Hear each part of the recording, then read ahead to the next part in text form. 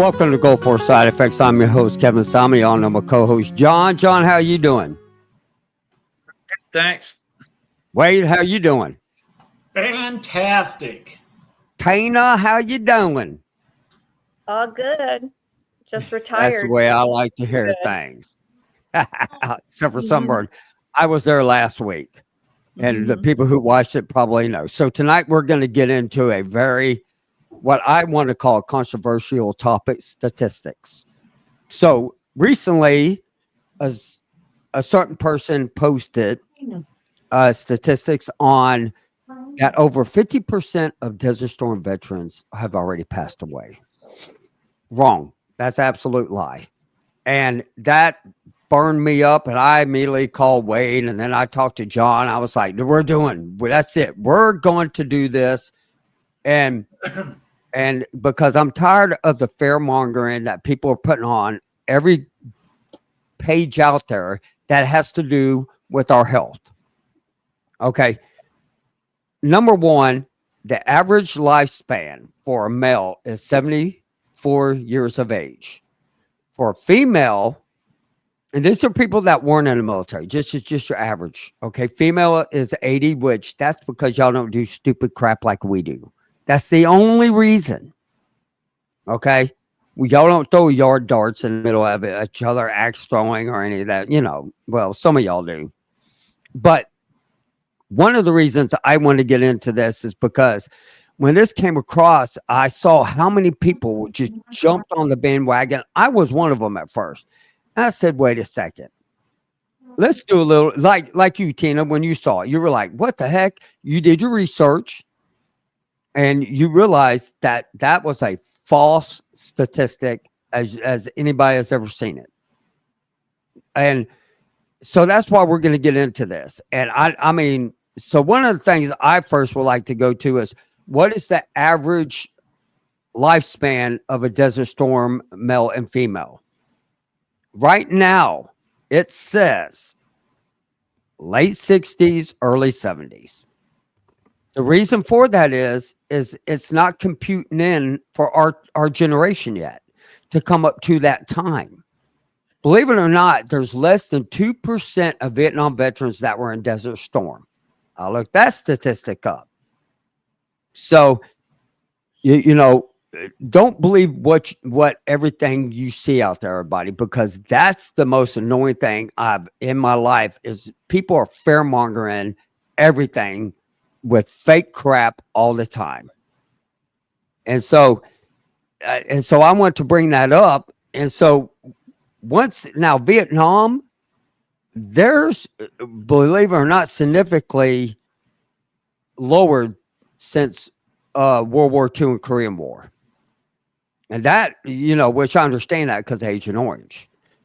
And ours, we don't know yet because we're not to that age to find out real bad of exactly what the effects we're going to get like Agent Orange did. Would y'all agree to that?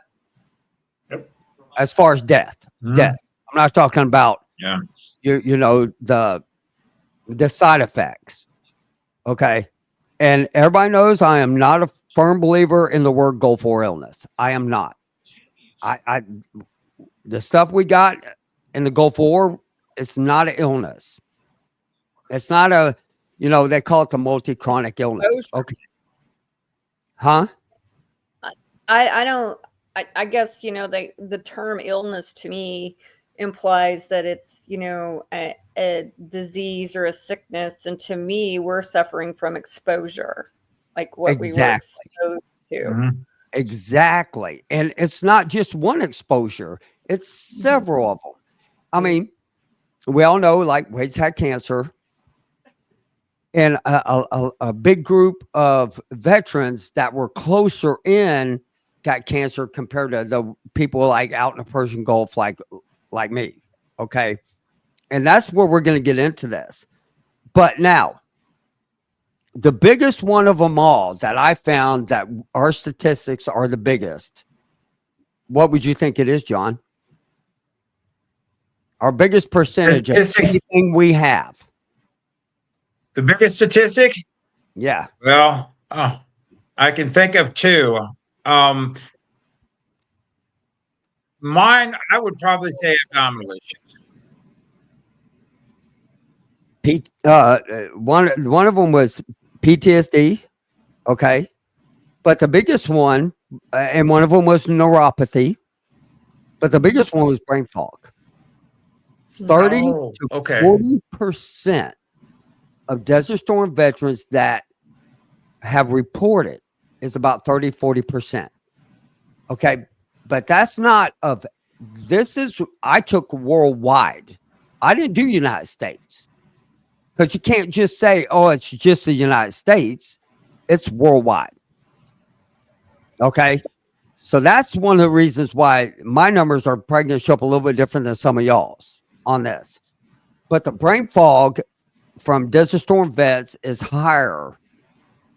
The national average on brain fog is 15% of people who weren't in Desert Storm. Now think about that. And so you can allude that to a lot of stuff. You can allude that to anything we're exposed to, the medications we're on, any of that stuff.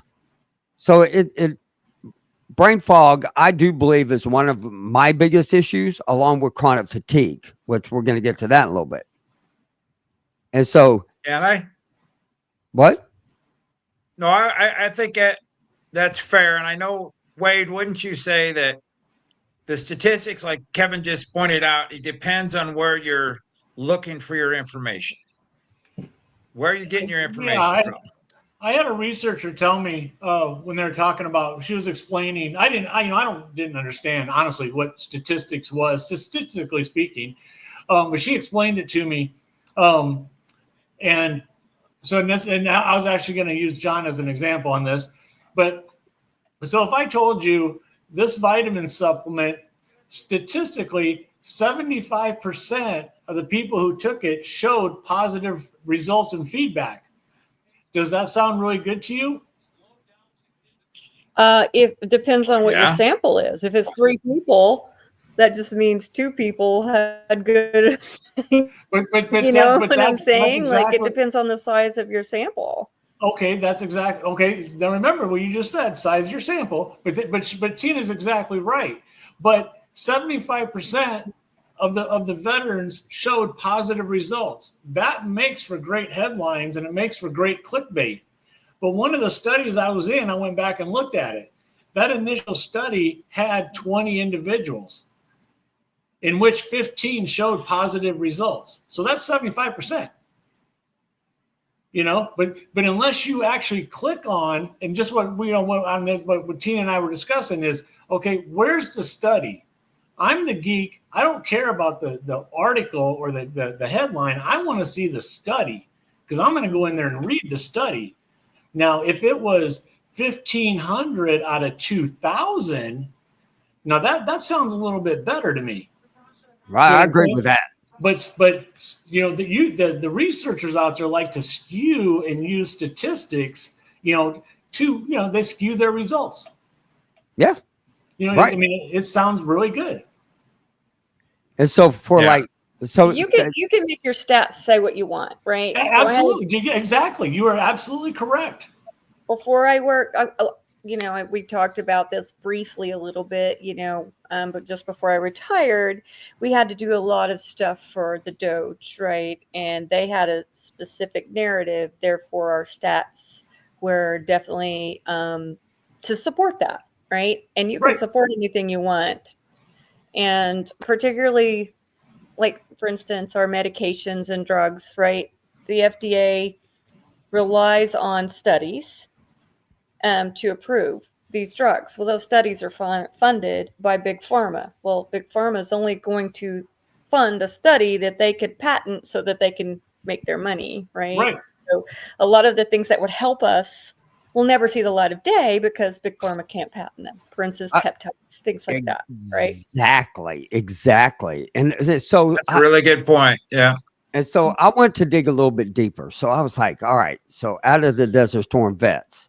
And by the way, just let me tell y'all, there just wasn't, I know a lot of people are like, well, there are only 600,000. No, there were like 2-something million Desert Storm vets out there in a whole coalition. So out of that, 20, 20 to 30% have some type of neuropathy, not neurological, neuropathy. Okay, so you know, as I was looking this up, and I went like Chat GTP, I also used another AI service, and I also used the VA. But what's amazing is basically this is reported. What I'm looking at right now, the neuropathy and stuff like that. This right here is in the VA system. This doesn't mean outside the VA. Okay, so it could be higher, but nobody's. There's still people out there that probably they just don't believe it. Okay, so this one right here is going to blow your mind. PTSD, and I'm going to get into this. 13.8% of Desert Storm veterans and up to 30% experience some type of PTSD. Even if you didn't experience any combat or anything, it's from exposures. Exposures can mimic. Now, but speaking of that, Wade, this is what I want you to touch on. And you had a gentleman that actually wrote about this. Yep. And so touch on that a little bit. Yeah, so my buddy Steve, anybody who's seen Dr. Nicholson when he was on here, my buddy Steve is literally at a Dr. Nicholson level, and I've seen them converse and actually have intelligent conversations that I lasted about 30 seconds in. And he wrote an article and posted it on Facebook, and explaining that the environmental exposures, the nerve gases, the smoke, that how it's going to affect the brain and the way the firings and this and that, and how that the brain can actually mimic PTSD signs and symptoms. And that's when I called Kevin and I said, this is complete crap. I think it's complete BS. And so I printed it off. I sent it to a friend of mine. I actually took it to my own counselor and I said, hey, what do you think about this? And he completely verified. He goes, it's absolutely true. The friend that I sent it off to, she responded, absolutely true. So yes, the chemical environment, the chemical exposures can treat the brain. Even though you did not see one lick of combat, you did not fire a single bullet, you might not even have seen a dead body, but your brain, because of those exposures, can be treated like PTSD, Right. which I find incredibly amazing. But it is true. Now, here's the one that gets me though, is fibromyalgia. Now, the fibromyalgia, actually, this is fibromyalgia mixed in with joint pain. Okay, so there's been several different ones done from Kansas, 18% of them, but that can only be with 20 people. But overall, South Texas clinic focus unexplained pain 33.8%. So people that don't know what fibromyalgia is, here's a rude awakening for you. They don't know what it is. They have no idea why you got joint pain. They don't know what caused it. It's at first they used to tell people back in the 90s it was all in your head. Yep. And that's just fibromyalgia alone. And so we heard that a lot. So my thoughts on that are, it kind of goes back to a little bit of what Wade was talking about, like the foundation of your statistics, like where is this information coming from? Well, the VA makes you fit a square peg into a round hole. So for people to get their ratings, they have to fit these very particular diagnoses to tie it back to their service. So do they really have fibromyalgia and IBS, or is it something bigger? Is there a total neurological issue that's going on in our bodies, and they're just slapping a label, this label, that label on it? And oh, by the way, if you have fibromyalgia or you have IBS, you can't claim, any other stomach issues if you're already got IBS, even though IBS is your intestines and your stomach is a whole different animal, right? So, some of these statistics are influenced by that, right? They're counting disorders that are claimed at the VA. Well, you drive us to claim specific things because you tell us that's what it is, right? Do we really even know what it is yet? We don't. Right. Well, but that's a great point. I'll tell you why that's a good point, Tina, because if you look at most of it, they're going off of the multi-chronic illness. Okay. Like I literally was like, explain to me, what is Gulf War illness? And that's what it comes up with. Explanation is multi-chronic illness. Okay. Okay. Well, if there's a multi-chronic illness, come back and explain to me what is Gulf War illness, because a lot of people can have multi-chronic illness. So explain to me what they can't pinpoint what it is. So call it exactly what it is. You don't know what the hell you're talking about. That's how I feel. Well, I think that's where they initially came out with Gulf War illness, Gulf War syndrome. That's where they didn't know what the hell it was, right? Right, but syndrome is actually something that is not defined as they know what a syndrome is. A syndrome could be something different. Illness to me is a specific thing that they can target into, not different ones. Like, I mean, no different than COVID. They consider that an illness. Okay, well, that was specific. So you can narrow that down, but you can't narrow down, us. And that's the part that gets me. Well, I think my biggest beef with all of it is they try to pinpoint it on, oh, it's fibromyalgia. Oh, it's migraines. Oh, it's this or it's that. When our body is not compartmentalized, it's an entire system, right? And so everything that's being touched by whatever this neurological or autoimmune funk that's triggered by whatever we were exposed to is not just parlayed into specific pieces of your body, and that's just it. Like your body's an entire functioning system. Everything's interconnected, so it touches every piece of us, whatever it is. So that's kind of my beef, is when they just want to slap labels on it and not look at us as a holistic being. So we're talking about statistics. There's 4 of us right here, 4 of us on the screen. All of us were in the Gulf War. How many of you have gone to the doctor and they can't give you an explanation of why you're feeling what you're feeling? All of us. All of us, right? You haven't had that experience, Tina, or you have? Oh, I have it all the time, and they want to go to the simplest explanation and slap a Band-Aid on it versus rooting out what it is. Oh, we know all about them Band-Aids. Mm-hmm. But so, have you gone as far as your primary care? Like with my new primary care, when she came in a year ago, very first thing, our very first meet and greet, I said, are you at all familiar with exposures or anything to do with Desert Shield, Desert Storm? Not Gulf War, because that's a big umbrella. Mm-hmm. Desert Shield, Desert Storm. And she goes, to be completely honest, I am not. What do you want to tell me? I thought that was a very good reception. So I didn't get into the whole 9 yards. I've had many people, and I'm sure everybody else has seen it. They say, you need to take this to your primary care. You need to tell them this. You need to educate them. In my opinion, no. Okay, this is my issue today. I would like to do this. I would like to have these labs and go see this person. Mm-hmm. She says, okay, we'll do that. But if you go in there with a reasonable amount of knowledge, with a decent request and not demanding, do your own research first, right? And know why. I mean, have you guys had a uranium urinalysis?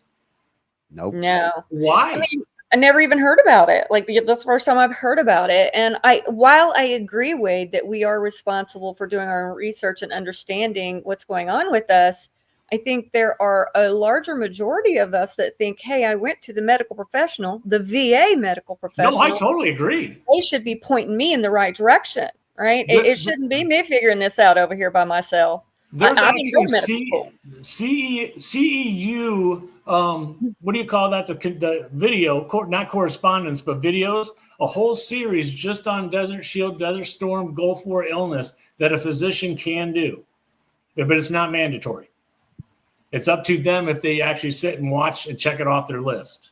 I think if they have patients on their docket or whatever they call it, whatever the list of patients they have that fall in that under Desert Storm, they should be mandated to take that training. You would think. I agree. And but the bad part is when you go to the VA, you get used to a doctor, then all of a sudden they switch you to somebody else, and that usually happens. And that's another statistic in itself, right there. It really is, you know. I mean, I don't know what the work environment is for them. I don't know why there's such a high turnover for them. You want to know why? Because most of them are doctors that you go see the specialist are practicing doctors. They're still in college. But I mean, they go to like Baylor, you know, here they go to Baylor, you know, UTMB, all that stuff. So, but your residents still have to have their BMOC with them. Right. You know? But they do go check in. Yeah. And after they explain sometimes. Right. Well, I have noticed an uptick in not just like on both sides. Like, so I have private insurance as well. So I flip flop between the two, and I use the VA for some things, and then other things. The doctors out here on the economy, they just, you say Desert Storm, and their eyes glaze over. They have no clue, right? So I flip flop, but I have noticed a huge uptick. Not taking anything away in nurse practitioners being hired, right, versus physicians. In both the VA and on the private side, and I find that interesting. Yeah. That's what my new one is. You know, she's a nurse practitioner, which, you know, like I say, I don't take it away from her because she's very open. You know. Well, now they say they're dedicated into knowing more about exposures. 30 some years later. In my opinion, it's not our exposures. Right. You know, they're concentrating on the post 9/11 burn. 9/11. Right. 9/11. And the burn pit guys, what they were exposed to was bad. Was horrendous. I mean, absolutely. What they were exposed to was horrendous out there. They deserve their just dues as well. Much. And so I think being the forgotten war, being the forgotten generation, we just kind of fallen in this crack, right? Honestly, between Vietnam and post 9/11. Well, this is exactly what happened to the Korean War veterans. This is, you know, they were the forgotten war as well. You know, and that's why we have to be our own advocate, our own voice to stand up and say, hey, you know, look, we need some answers. I mean, they're not going to give it. I'm not going to get it. Let's get back to statistics. Because statistically, I'm 100% they're not going to find anything. But anyway, I think people you find out there is going to be subjective at the end of the day. I mean, really, they still don't even know what the hell's wrong with us. So how can you get a statistic, right? I mean, how many people, how many of our folks that never got a diagnosis have passed on, right? They're not going to be counted in this. A lot of that's right. And that's what this is about. This is stuff that's 100% right, Tina. They're not going to be, but the ones who are here now, they can learn from this. And as you know, that's like, you know, for like neurological issues, not neuropathy. Okay. So go for illness with neuro. I don't know what that is, 25 to 35%. I think that's what the whole everything around. Cognitive, you know, ALS 2 times higher than the average. Scares the hell out of me. That scares the hell out of me.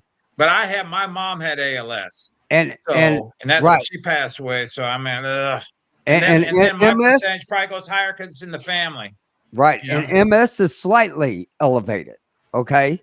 But it doesn't say from the causes. Now, here's the thing that gets me about that is I want to go down right here and talk about Parkinson's, because Parkinson's disease, they don't, and I've seen people throw the statistics out there for Parkinson's. Oh, so many Desert Storm vets are getting Parkinson's and this.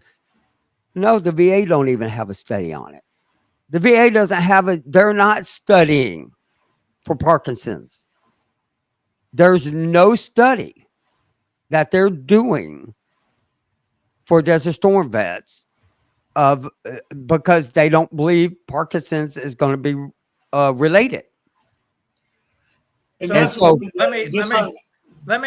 let me jump in here just very brief. Back to what Wade was saying earlier. Okay, because of our exposures, when we've said this almost every time on our programs, you have to advocate.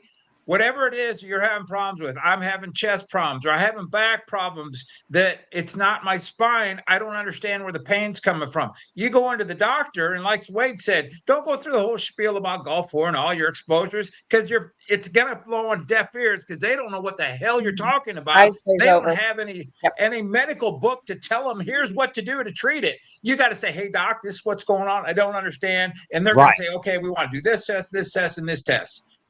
There you go. You got to advocate for yourself and saying, this is what's happening to me. I don't understand it. Can you help me out and figure what the hell's going on? And Whatever that something is. right. This is exactly what it says for Parkinson's. Gulf War and Desert Storm veterans have been studied primarily for conditions related to the Gulf War illness and neurological issues, but Parkinson's is not usually highlighted as a primary or widely reported condition from Desert Storm. Now, there is a question in here that I want to bring this up, and I y'all want me to answer this for him, or yeah, Tina, will you look this up? Sure. Statistics of birth defects from Desert Storm veteran children. I would like to know that. I think it's not gonna show any. no, Really? I mean, I would think that would be high. They would have to admit that if that's there's one out happening. there. Yes. Well, right. the admission is the Let's thing. see. Yeah. The Does admission anybody from remember when yeah. we first got back? I don't know about you guys. When I got back, I was still in Germany. There was this big hoo-ha about people who had children immediately after they got back from Desert Storm, the babies being born with holes in their hearts. Does anybody yeah, I remember remember that? that. Yeah. I remember that. Now, I mean, and so that's the one thing I looked at, like homelessness. That surprised the hell out of me while you're looking that up, Tina. Homeless, just in veterans alone, there's over 38,000. Over 38,000 veterans reported homeless through the VA. That's the only way you can get statistics for that. That's a lot of damn vets, man. And that's sad. There was somebody that I'm friends with on Facebook that made that comment here the other day. And my comment when she brought it up, she's a Marine. I don't believe she's Gulf War vet, but she was like, it sucks that, she's talking about where the government's putting their finances at the moment, so on and so forth. And I said, some of the vets, because they've gone through so much frustration, because they can't get answers to their question as to what's happening with their bodies, they just give up. I don't want help because you can't give me help. You don't know what the hell's going on. And so you can't help somebody who doesn't want help. I don't know what, again, I don't know what statistic, how much of ours is of that number you just gave I out. would probably say at least probably about 30% of people that just said, I'm done. I'm done with the VA for Desert Storm vets. I would at least think that, because I know so many guys that say I don't even go. Did you figure it out, Tina? Oh, I'm looking, I'm validating, I'm cross-referencing what I got. Okay. So, I mean, I think, well, one of the things that came up is it's mixed and it's controversial because obviously they would have to take ownership. Think about this. It all boils down to money. We've talked about this in the past, right? It all boils down to the budget. And if they take ownership that our exposures pass through to the next generation, they're responsible for that, right? It's going to cost money. So, they would have to own that before they could measure it. Right. So I just want to throw this out there for the Iraqi and Afghanistan veterans. Y'all really don't have statistics yet because y'all are still under age of 50. That's exactly what it says. I'm like, what, you can't start figuring that out now? Well, you're going to wait until they're older? See, that's the problem. Is it drives me crazy. But this is what I'm talking about. the false information that somebody put out there that over 50% of veterans from Desert Storm are dead is my ass. Sorry, that is such crap. You shouldn't post stuff like that. Number one, in today's world, everybody's depressed as it is. In today's world, we're already thinking the worst. We don't need to think any more crap. And so this is why we're focusing on this year of being more positive and healthier. You make the decision of how much further you want to expand your life. Put down a pack of cigarettes. Stop doing the line of drugs you want to do. Stop drinking so much alcohol. Exercise. It does help your lifespan to treat your body with some respect. So Wait. I do Go have ahead. So it says that overarchingly, that it's the same as the civilian population, but they say they lack true evidence of research. But it did say there are some specific concerns. Heart valve defects are 2.7 to 6 times higher risk in some studies. Goldenhar syndrome is 3 times higher. It's a rare facial defect. I've never heard of it. ADHD is 31%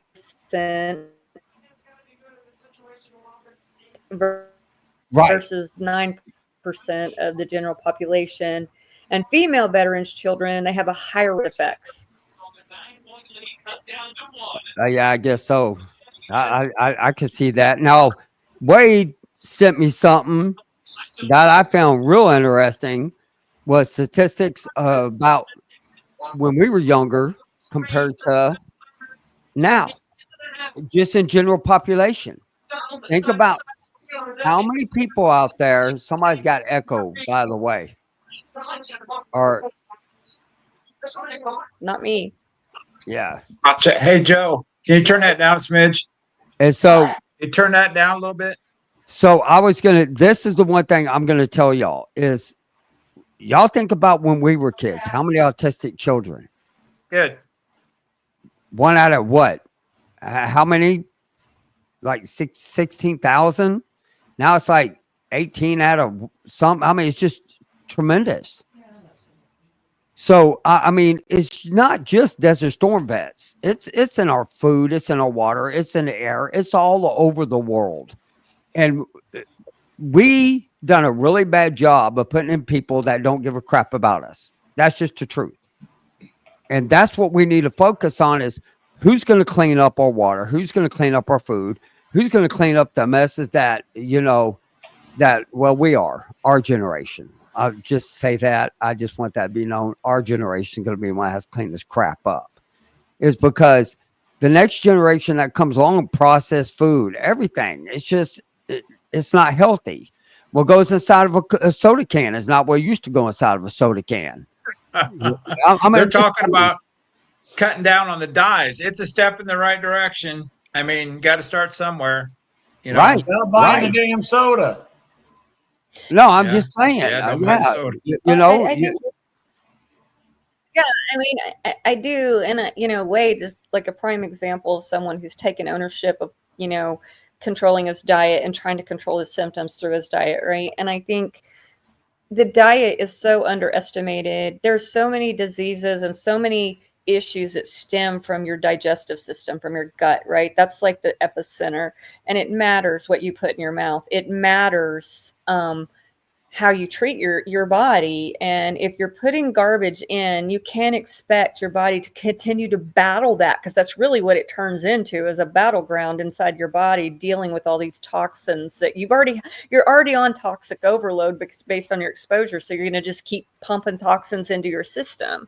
So, looking at Mary's question here, I hear you. Like, it's the desire to do anything and not bed rot is difficult, right? But you have to find something you can control. Just start somewhere, right? And not to say that you're going to feel fabulous in a year. I think we're all going to be dealing with this shitty situation that we're in. It's going to be an ongoing battle, but I think you have to start maybe with what you're putting in your body, and sodas and chips. Let me tell you something, is Tina. not it. Tina, I'm going to say this. And Wade will tell you, I got up to 202 pounds. I felt like crap. When I laid in bed, I would cough, and man, I could barely breathe. I couldn't walk that far. I couldn't, without heavy breath. So I took ownership of it, and I said, you know what? This is what I'm going to do. And so I put out there an exercise plan that was yoga. And I lost 40 pounds in 5 weeks just by eating better, doing a simple yoga plan that anybody can freaking do on You're a a guy. chair. You can just No, think about no, losing no, weight. no, no, no, no. That's not true. After you reach a certain age, it doesn't matter if you're male or female, it becomes harder to lose the weight. It's the determination that you have inside of your mind. You know that better than anybody I else. was gonna say, I seen your Yeah, picture you girl. posted the other day. I Yeah. seen what you did. Don't give me that Lola like you're a male. Yeah, you've come a long Thank way, you. Thank you, Tina. So I Tina. mean, Thank you. I'm just saying, it's been my experience as a woman that it's a much more difficult process to lose weight than it is for men. Not to say that it's easy for men, and especially when we get older, our metabolisms do start down. We don't have all the juice that we used to have to do what we need to do, but it is really, really hard. Like when my husband and I work together to lose weight, we're doing the exact same thing. It's just rolling off him, and I'm over here struggling to hell in Okay, high that's water. true. I've heard that. Okay, all right. I'm not going to argue that. I'm not going to. But I will say this. But for me, mine was determination because of really Wade. I mean, he's been an inspiration. Quit drinking. I mean, look at everything Wade has done. He's fought cancer, one. He quit drinking, one. I mean, everything Wade has done, this is where I give Wade props. He's been to every research that you can go do. And the one thing that he said he found out that helped so much with him was what he put inside of his body, the food. mm-hmm. And I just got off the phone. I spent an hour and a half on the phone today with a guy who is mixed about going to the diet study for American University, who are still recruiting, which is, I think, is great. But that diet study, for me was fabulous. I can't recommend that to anybody more. That is, and I have continued on, and it's been a year and a half, since. It wasn't overnight. And so, like I was explaining to him, I feel better now at 55 than I did at 45. And yeah, and right. and kudos to you, Wade, because like you, Kevin, I kind of took from what Wade has shared with us, what you said, your determination, Kevin, and Tina. Thank you. You've shared pictures online and what your experience has been. I decide what works for me, and now the eating clean part isn't nearly as difficult as was in the gal that came on earlier. Exactly. And if you can just give up, so for instance, nobody's telling you got to do it overnight. Like if you're not built that way, all the all or nothing mentality will sink you every time, right? Absolutely. And like for me, I can't give up Dr. Pepper. I couldn't. So I went to Dr. Pepper Zero, which probably isn't better for you, but I cut the sugars out. Worse, but right, it probably is. But instead of drinking 6 sodas a day, I have one in the evening. Okay, and I don't even finish it anymore. And on top of that, I drink cleaner water. The water that I drink, we got what is that? A reverse osmosis done. Mm-hmm. We had our water tested, a lot of chlorine in it. So what we ended up doing was we decided that we were going to start putting better stuff inside of our body, And so we got all that done. And so now it's like, okay, how can I make my kids healthier? How can I show my grandkids for better health? And so that's the important part. Just pick something, right? Pick something that you're like, okay, this is something I can give up. For instance, like, sugar, or hey, I'm going to quit eating bad carbs. So I'm going to quit buying chips. Don't have it in the house. Just don't have it in the house. That's a big thing. Don't That's have it very around. good.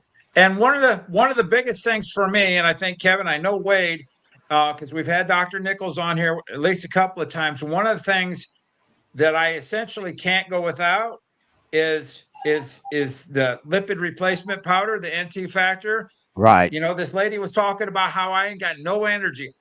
I think all of us sitting here completely agree with that.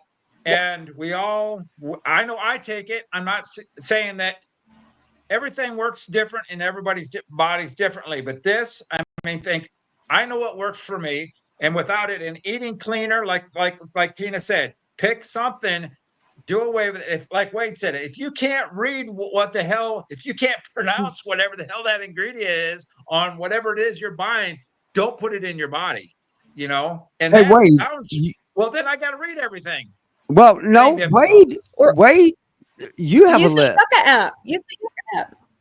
Yeah. And so just kind of look in and look at what you're like. I'll tell you what, you ask Wade. Normally, Wade answer, I was either pulling into a Whataburger, McDonald's, and he squeal me out every time. He'd be like, "Oh yeah, somebody had a hot spicy big old chicken sandwich today." So speaking of those memes, right, that can like get you all triggered and freaked out. When you're talking about the fast food, I saw something about them finding human DNA in this stuff. Like whether it's true or not, I'm out. I'm out. Completely out. Like mentally, I'll never get past that again. So I like Cajun food. I like blackened chicken. I like blackened fish. I like, blackened shrimp. So that's what I went to. And skinny popcorn, the really good stuff. Really good stuff. You just like the actress that's portraying that. I know how that goes. No, man, I'm dead serious, man. Skinny popcorn has this jalapeno and cheddar. It's great. And then I went to beef jerky. I ate a lot of beef jerky, man. I spent a lot of money on beef jerky. I eat a lot of jerky. That's a lot of nitrate. It is. But hey, I tell you what, I feel better. I do. I feel much better. A lot of nitrates. We hear Wade and I are both in Iowa. Want to talk about, because it's on the news a lot recently. Here in Iowa, the cancer rates are really high. And one of the reasons, Wade, the nitrates levels in our water is horrific. I mean, it's sky high. Yeah, that's bad. Yeah, that's bad. Yeah. And so back to your point, Kevin, you're making choices that while they're not premier yet, you're working in that direction. They're way better than what you used to do, right? Exactly. And at some point, you'll start drilling in further and further, and you'll find that you'll never fully get there. Because I'm down this whole PFAS rabbit hole. I'm on my clothes now, like. My clothes got forever plastics in them. I want to move the linen. Like my bedding's changed. I got grounding sheets. Like I haven't gone that far yet. You get in a rabbit hole, literally. I mean, you might as well just give me like a old sleeping bag back in the 1970s. So before we go, were more than willing. I know we're about the end of the show, but for anybody interested, for the gal that inquired about it, and we're all feeling the same way, we've all take whatever pass, reach out to Kevin, Wade, Tina, myself. We're more than happy, and which we'll probably do an episode, and I think we have, about what specifically we all do, because what works for one doesn't necessarily work for everybody. But it's all going in the same direction.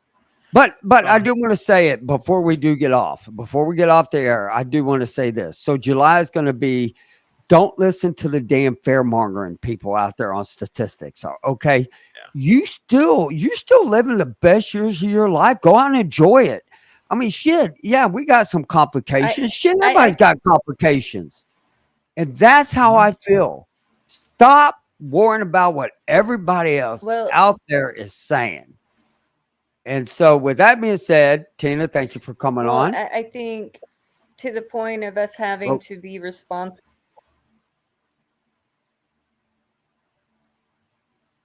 Hello? I was just saying that I don't know. I'm cutting in and out. I don't know what's going on. Can y'all hear me? That was weird. Yeah. Yeah, that was like AI stuff, man. It kind of scared me a little bit.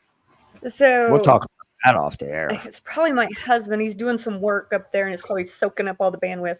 But I think that, to your point of not laying down and giving up, I think that's really what it boils down to. Control what you can, do what you can, but don't let this shit beat you. Just don't. No. And I mean, it doesn't have to beat you. And as a matter of fact, just make sure I mean, how do you enjoy when you do everything and nothing works? You know what? That's what Mary just put. You'll find something that works. Let us work with you. Talk to us. Send me a message, Mary, offline, and I want to talk to you because I'm telling you, there's something out there that we can look that at least will help. I mean, we've done a lot of research and a lot of stuff. We came up with our own statistics that are a whole lot better than the crap we've been reading. That's pretty good. Okay. Well, anyway, but Tina, thank you for coming on. Wade, thank you for coming on. John, like always, thank you for coming on.